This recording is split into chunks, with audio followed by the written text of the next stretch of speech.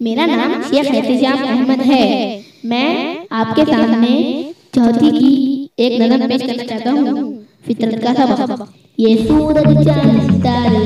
ये चक्राते सैयारे, ये मीलों मील समंदर, दुनिया इसके अंदर, ये आते जाते बादल, हर सो खेतों में जलकर, ये चांदी जैसा पानी, सब्जे की रंगत ठानी, ये ताजा फूंक हवाएं, खुशियों का संदेशा लाए, ये ढलती धूप खिलाड़ी, ये शाम शब वाली, बच्चों तुम भी तो आओ, फितरत को दोस्त बनाओ, दरिया से रवानी सीखो,